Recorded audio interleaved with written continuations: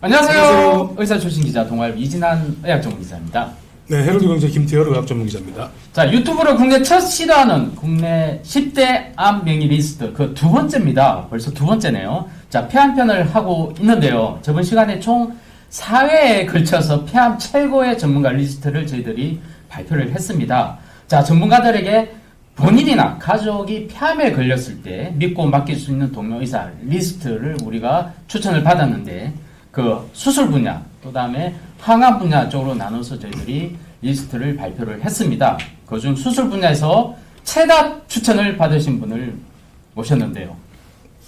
저희가 이번에 조사를 하면서 정말 깜짝 놀랐는데요. 네네. 보통 이제 뭐 정말 최고의 명이다. 네. 이러면은 연세가 맞아요. 최소 한 60대 정도는 돼야, 네. 그리고 아무리 젊어도 50대 중후반은 돼야 이제 명의 반열에 오르지 않을까 이렇게 생각을 했잖아요. 그 상식 아닙니까? 네. 근데 이제 이번에 정말 깜짝 놀란 게 최다 투표를 받으신, 추천을 받으신 분이 네네. 40대라는 겁니다. 오, 40대. 40대요? 40대면은 오. 정말 기라성 같은 선배들 다 제치고 네네네. 최다 추천을 받은 바로 네. 이분. 네.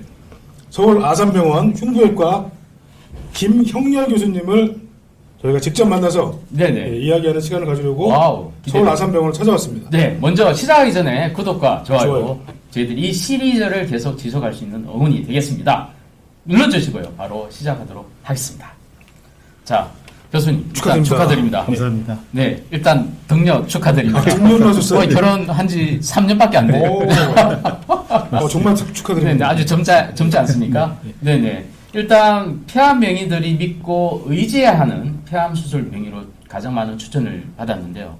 소감 한마디 좀 듣고 시작하도록 하겠습니다. 뭐 처음에 연락을 받고 네네. 상당히 좀 당황스럽긴 했습니다. 전혀 예상하지 못했던 그런 네네. 상이라서 제가 뭐 어떻게 기분도 상당히 좋지만 네. 또 책임감도 크게 느끼고 있습니다. 흉부외과 의사가 탄생하기까지 상당히 어렵긴 하거든요. 그리고 그 의사가 제대로 역할을 수행하기 위해서는 여러 가지 도움이 필요하고 특히 팀이나 혹은 병원에서 서포트나 이런 것들이 많이 필요합니다.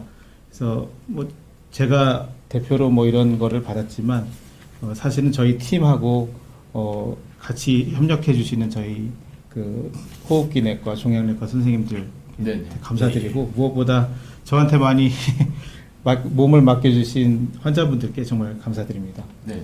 다음에는 상패를 따로 해야 되겠네요. 지금도 휴가 중이신데 오신 거 아닙니까? 와, 저희들 그 촬영한다고. 인터뷰에 응하기 위해서 휴가 중에 마다하고 직접 찾아왔습니다. 부르시면 언제든지 와야죠. 고맙습니다. 네. 우리 김태일 기자님. 네. 이진환 기자가 먼저 네네. 직접 네네. 조사하신 우리 교수님 소개 자료가 있죠? 네, 한번 좀 맞습니다. 제가 소개 좀 부탁드립니다. 20년간 취재 그 기본을 해서 빡시게 취재를 한번 해봤습니다. 우선 여러분들 알다시피 젊습니다. 일단 나이는 40대이시고요. 서울 아산병원에서 가장 많은 폐암 수술을 하는 의사분이십니다. 젊지만 이유가 있네요. 명의를 그렇네요. 예. 추천받은 봅니다. 수술한 사람은 무조건 수술을 일단 기본적으로 많이 해야 되거든요. 근데 수술만 하는 것이냐? 이것도 아닙니다. 연구도 많이 하시는데요. 특히 폐암을 재발시키는 특정 유전자가 있습니다. 그 돌연변이 유전자를 처음으로 밝혀내서 이렇게 수술이면 수술, 연구 뭐 하나 뒤처지는 게 없네요. 특히 그 서울 아산병원 흉부외과 폐암 수술 팀이 이게 다른 병원에 비해서 이렇게 또 성과도 높습니다. 예를 들어서 폐암 수술을 받은 환자 10명 중에 7명이 완치되는 성과입니다. 이게 굉장히 높은 거죠? 맞습니까? 맞습니다. 네네. 다른 병원은 어느 정도인데요, 성과가요? 뭐 국내 병원들은 대부분 비슷하긴 하는데요. 네네. 저희는 목이 메이네. 알겠습니다. 그러니까 10명 중에 다른 병원 평균 한 어느 정도? 다 비슷해요. 그러면 넘어가도록 할게요. 바로 이제 생각 네. 그런 거 하지 네. 마요. 죄송합니다. 알겠습니다. 자꾸 생각을 해야 돼요. 알겠어요. 자, 그리고 2017년 특발성 폐동맥 고혈압 환자에게 국내 처음으로 내사자 폐이식이 아닌 바로 생체 폐이식 수술에 참여해서 국내 폐이식 분야에도 발전에 크게 기여를 했습니다. 이 정도는 빡시게 하지 않습니까? 예. 네네.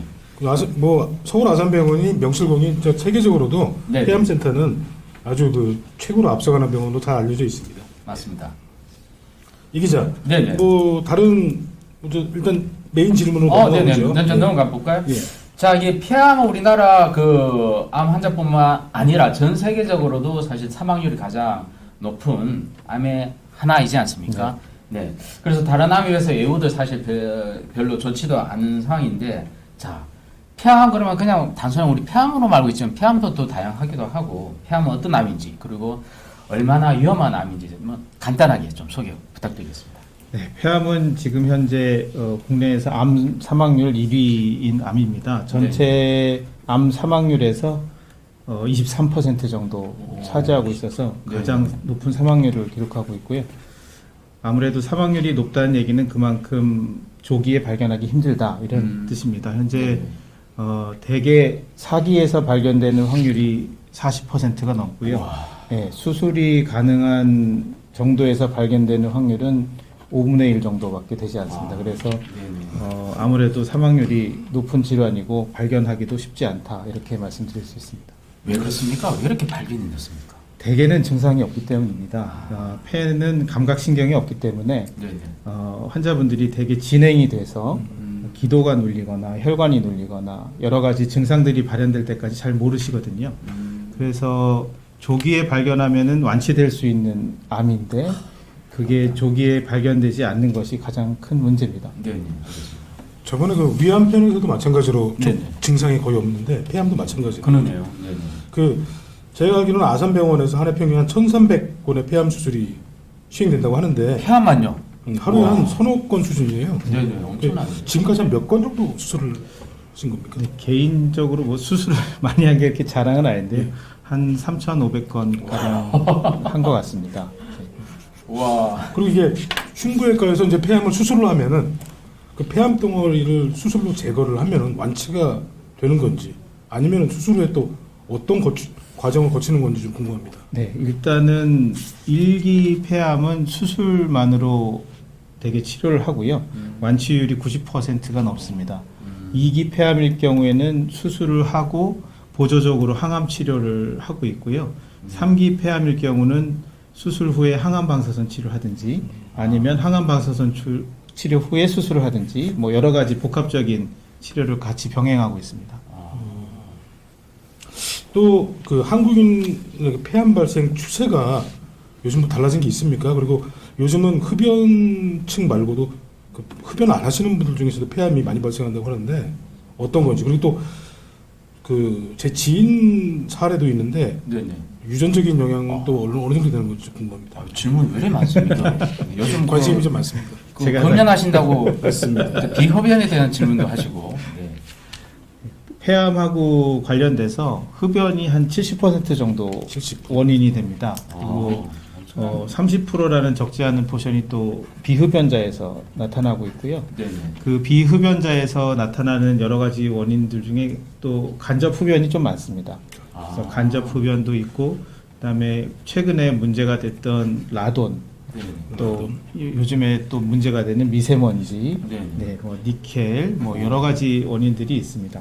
근데 어쨌든 이 최근에는 이 비흡연자들의 폐암이 점점 늘어나고 있는 추세고요. 네네. 예, 흡연자들은 대개 뭐 요즘에는 예전에는 편평상피암이라는 암 세포 종류가 많았는데 요즘 이제 선암 쪽이라고 흡연하고 뭐 비흡연 쪽으로 점점 많아지면서 선암도 차차로 증가하고 있고 현재는 선암이 제일 많은 암종을 차지하고 있습니다. 아, 그러니까 그 흡연에 영향이 없는 폐암도 분명히 있고 그 대표적인 게 선암이라는 것입니다. 네, 네, 많이 있습니다.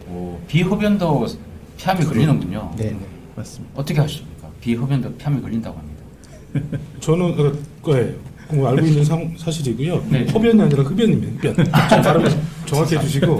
자 그리고 유전자 아까 유전적인 왜냐하면 제 지인 중에 작은 아버지, 큰 아버지, 심지어 형까지 다 폐암으로 돌아가셨어요. 근데 네.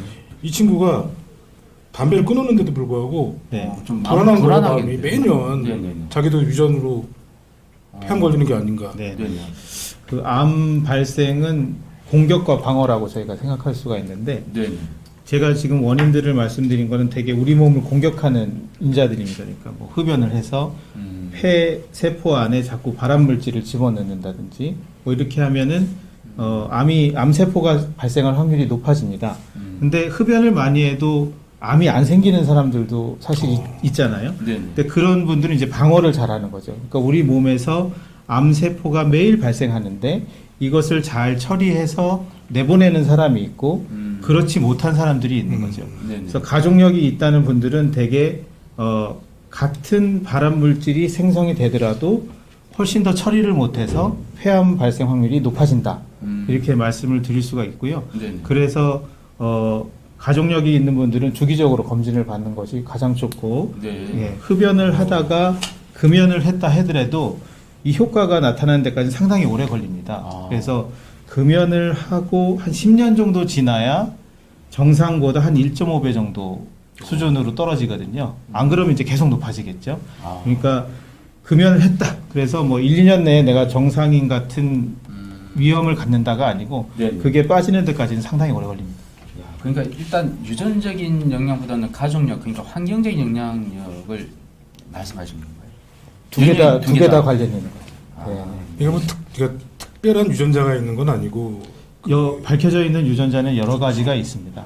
네, 근데 그게 있다고 또 다 그렇게 암이 발생하는 건 아니기 때문에 네네. 네, 환경적 요인과 유전적 요인 두 가지를 다 고려해야 됩니다. 그러니까 이제 유방암 같은 경우 확실하게 이제 그 유전적 영향이 네네네. 있는데 폐암은 확실하게 그게 영향력은 그런 건 없습니다. 없습니까? 네. 네, 알겠습니다. 유방암 이외에는 네네. 밝혀진 유전자는 아직 네. 없죠.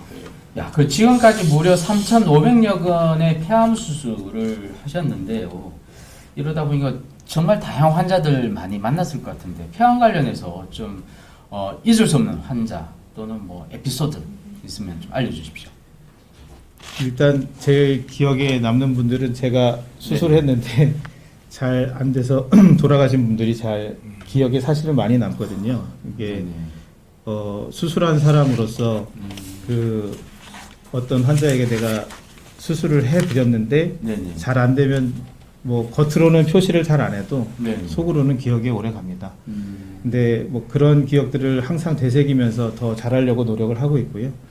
그 중에 좀 잘 된 케이스는 9년 전에 제가 수술을 한번 해드렸는데 네. 재발을 해서 이제 2년 전에 또 수술하고 또 작년에 수술하고 여러 번 한 분이 계십니다. 근데 그분이 그 드라마나 이런 데서 또 나오시는 분이거든요. 아. 그래서 현재까지도 왕성하게 활동하시는 걸 볼 때마다 제가 뿌듯하고 또 조기에 발견하면 이렇게 여러 번 수술을 해도 또 정상적인 생활을 하면서 자기 또 직업도 계속 할 수 있다는 거에 대해서 제가 볼 때도 많이 감사드리고 탤런트신가 보죠. 네. 와, 근데 환자들한테 이런 얘기 들으면 좀 희망은 될 것 같습니다. 네, 수술을 한 번 하고 혼자 뭐 재발되면 굉장히 뭐 우울해하고 뭐 방법이 없을 것 같은데 이렇게 수술과 수술 통해서 우리 만성 질환이라고 불리는 것처럼 그렇게 계속 관리를 해서 이겨내 나가고 있고 또 활동도 하고 계시니까. 근데 폐암을 수술을 하면 몇 %를 잘라내는 겁니까? 보통 조기 폐암에서는 원칙적으로는 이제 폐가 오른쪽은 3개로 돼 있고요. 아, 우리가 폐 모형을 한번 준비를 했는데 볼까요? 한번 네. 볼까요? 네. 폐가 어떻게 생긴지 한번 네. 직접 한번 보는 게 좋을 것 같습니다. 네. 짠! 이렇게 저희가 준비를 해왔습니다. 이게 여러분, 이게 폐입니다. 실제 사람 폐랑 거의 비슷한 거죠. 크기가 비슷한가요? 유사한 사이즈. 아, 유사한 사이즈죠? 네네. 폐가 이렇게 생겼습니까? 네네네. 폐가- 이건 뭐 이렇게 색깔이 있는 건 아니고요. 일단 우측 네네. 폐는 이렇게 하나, 둘, 3개로 돼 있고요. 네, 왼쪽 폐는 이렇게 2개로 돼 있습니다. 그래서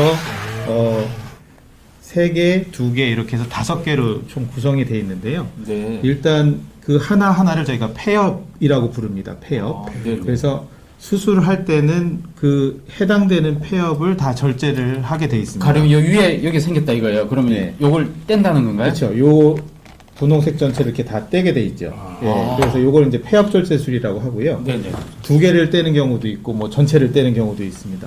근데 요건 이제 과거에 2개 하고 전체 떼는 거는 과거에 이제 암이 많이 진행됐을 때 하는 수술법이고요. 네네. 요즘에는 폐엽보다 작게 떼는 수술법을 좀 최신 트렌드로 잡고 있는데 그렇게 된 이유는 최근에 건강검진을 많이 시행하면서 조기에 폐암이 많이 발견이 됩니다. 그래서 아주 작은 거, 1cm 이하 이런 것들이 이제 폐엽보다 작게 뗄 수가 있습니다. 그래서 그런 걸 저희가 폐엽 이하 절제술이라고 하는데요. 네네. 예를 들어서 이 왼쪽 폐 위에 걸 다 떼는 게 아니고 이렇게 위에 3분의 1만 이렇게 떼는 거죠. 와. 그러면은 상엽 중에서도 일부만 떼기 때문에 환자분 폐의 기능을 많이 보존을 할 수가 있습니다. 그래서 조기에 발견되는 분들은 폐도 작게 떼고 본인 기능도 유지하고 그러니까 나중에 일상생활도 훨씬 편하고 네네. 이런 장점이 있습니다. 안 그래도 내가 그 질문을 하려고 했던 게 바로 폐암에 대한 최신 그렇죠. 치료법, 그다음에 트렌드를 얘기하려고 예. 했는데 지금 말씀하신 대로 최근에는 채소 침습을 하는데 흉관경을 이용하는 거죠. 네, 맞습니다. 옛날에는 그냥 무식하게 그냥 이 자체를 다 뗀 수술을 실제로 옛날에 했었지 않습니까? 네, 맞습니다. 근데 지금은 떼도 위에 것만 살짝 네, 떼는 네, 방식. 네, 네. 또 흉관경은. 네네네. 와, 신기하네요. 네. 이야, 요즘 흉관경 말고도 또 하는 것도 있는 것 같은데. 그러니까 저번에 저희가 네네. 위암 편 봤을 때는 복강경하고 로봇 수술이 로봇 수술. 트렌드였는데 네네네. 폐암의 경우는 어떤가요? 어떤가요? 로봇 수술은 아주 좋은 인터페이스입니다. 그러니까 수술자가 수술을 하는데 상당히 편리함을 주거든요. 그래서 네네. 수술하는 사람한테는 상당히 편리한 도구인데 사실 흉관경 수술은 적응하는 데까지 꽤 시간이 걸립니다. 근데 개용 수술, 그러니까 일반 열어서 하는 수술에서 흉관경 수술에 적응하기까지 걸리는 시간을 로봇 수술은 상당히 단축시킬 수가 있습니다. 그래서 네네. 많은 분들이 최소 침습 수술을 그렇게 어렵지 않게 할 수 있도록 도와주긴 하는데요. 네네. 사실은 그거는 어쨌든 그것도 사람이 하는 일이기 때문에 흉관경 수술을 아주 잘하시는 분들도 또 있거든요. 그러니까 로봇 수술로 잘하시는 분들도 있고 흉관경 수술로도 잘하시는 분들도 있고 뭐 두 가지 다 잘하실 수도 있고요. 그러니까 꼭 어느 것이 낫다라고 지금 결정돼 있는 건 없습니다. 그러니까 서로 이제 아직도 논쟁이 있는 상황이고 네네. 확실한 거는 흉관경 수술이나 로봇 수술이나 일반 대형 수술에 비해서는 훨씬 상처도 적고 통증도 적기 때문에 환자분들이 수술하고 나서 재활하는데 훨씬 많이 도움이 됩니다. 그래서 한국인들 가장 호발하는 부위가 혹시 어디인가요? 좀 찍어 주시면 좋거든요. 그런 게 있어요? 따로 없습니다. 따로 없습니까? 네네. 아, 골고루 다 비슷합니다. 다 잘생기는군요. 네네. 야, 그렇군요. 로봇 수술은 좀 비용이 한 2배 정도 되죠? 네. 로봇 수술은 보험이 안 되고? 보험이 안 돼서 네네. 병원마다 조금씩 로봇 수술 수가가 차이가 나지만 대개 한 5배에서 10배 정도. 네네. 5배 차이가 정도. 네. 개복 수술에 비해서. 그렇죠. 네네. 자, 우리가 이제 치료에 대해서 이제 물어봤고 트렌드, 뭐 세계적인 트렌드는 뭐 어떤 식으로 지금 가고 있나요? 일단은 저희 일본하고 한국에서는 아까 말씀하신 것처럼 최소 침습 수술이 아주 거의 보편화돼 있고요. 네네. 서구에서도 이제 많이 적으로 많이 돌아오고 있습니다. 그래서 최소 침습 수술은 이제 이 폐로 접근하는 방법에 대한 얘기고, 그러니까 폐를 겉의 상처를 얼마나 작게 째고 수술하느냐, 네네. 이게 이제 가장 큰 문제인 거고, 그 다음에 아까 말씀드린 대로 그 폐를 자르는 것도 얼마나 조금 최소화해서 자르느냐, 디자인을 잘 해가지고 환자한테 이만큼 뗀 거와 비슷한 효과를 내면서 정확하게 절제를 해내느냐, 네네. 이런 것들이 이제 폐엽 이하 절제술, 네네. 뭐 폐 분절 절제술, 폐쇄기 절제술 이렇게 얘기하는데요. 뭐 내비게이션 수술. 네네. 그래서 폐 분절 절제술을 할 때는 이게 폐가 이렇게 다 이렇게 쫙쫙 갈라져 있는 게 아니거든요. 그래서 네네. 그 내비게이션을 통해서 저희가 이렇게 정확하게 네네. 혈관이나 기관지나 이런 것들을 디자인을 해가지고 잘라내는 거죠. 네. 요즘 다 그렇게 하고 있는 거죠? 아니면 요즘 많이 연구를 하고 연구를 있습니다. 하고 그쪽으로. 있습니다. 네, 아주 네. 아주. 점점 네. 많아지고 네. 있습니다.